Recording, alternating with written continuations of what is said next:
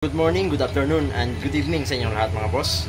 So, naghahanap ka ba ng flashlight para sa duty mo sa gabi o di kaya ay panggamit lang pagka emergency, in case na may brownout sa lugar ninyo?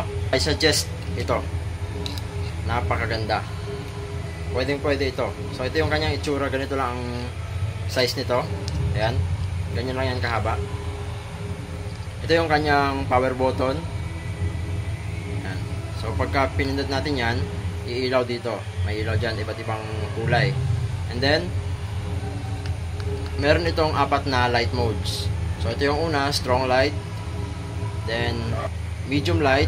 Sunod ay yung kanyang low light. And then, yung kanyang strobe lights. Kung makikita nyo dito sa power button yan, may maliit pa na bilog dito. Pagka pinindot natin yan, yan, umilaw na. Kung makikita nyo dito yung kanyang, may nakalagay na on and off. May arrow na pag ganon and then pag ganon. Sa pag ganon, yung kanyang on and then papunta dito yung off.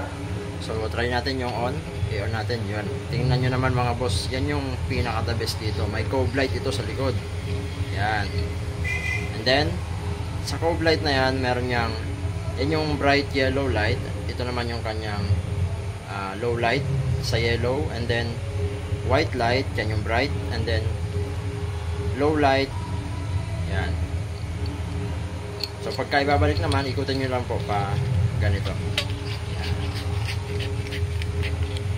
So ito pala yung kanyang battery indicator mga boss. Yan yung 4 na kulay dyan, 4 na ilaw-ilaw dito.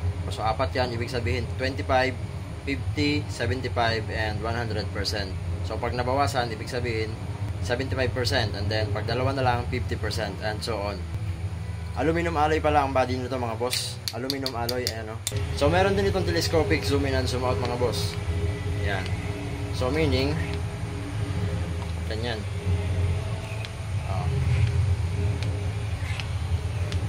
So pwede mong i-focus sa malayo at pwede rin namang pang wide range, pang malapitan lang. Type-C ang charger nito mga boss.